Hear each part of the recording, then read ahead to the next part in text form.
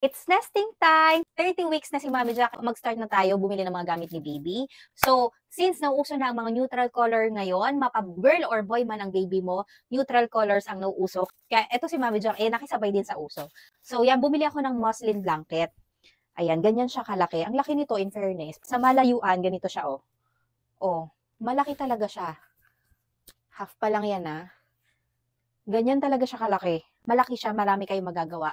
Ang muslin blanket is pwede nyo gamitin pang swaddle ni baby, pwede rin pang kumot, and pwede rin itong gawing bath towel kasi malambot po yung tela niya. Sobrang natuwa ako sa shop na yon kasi puro neutral colors nga yung mga binibenta nila.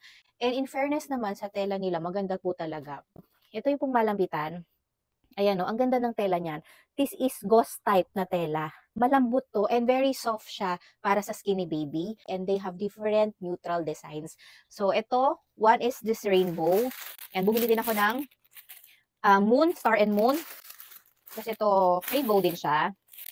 Ayan, and bear. Pero if girl yung baby mo, meron din parang mga flower doon. Ito mga mami, sa isang shop ko lang siya nabili. Ang dami lang neutral colors, puro pang baby. Matutuwa kayo. So, isa na nga dito is the muslin blanket. Bumili din ako sa kanila ng washcloth. Ayan, different design din tong mga to. Bumili din ako sa kanila ng bib. And ito, sapin sa likod ng bata. Ito naman is para naman sa first baby ko, ang binili ko. Ganito yung design niya sa likod. Ang ganda, diba? Gauze type din yung tela niya. Malambot din siya. And ang nagustuhan ko sa kanya, malapad. Sakop na sakop yung likod ng toddler ko. Lahat yung mga baby essentials na yan, nabili ko lang sa isang shop. Nagtry lang ako bumili ng pailan-ilan sa mga item nila para lang matry ko yung tela. And in fairness naman, pang baby talaga yung tela nila. Baby skin friendly. Kasi nga, very soft, comfortable, and hindi siya rough.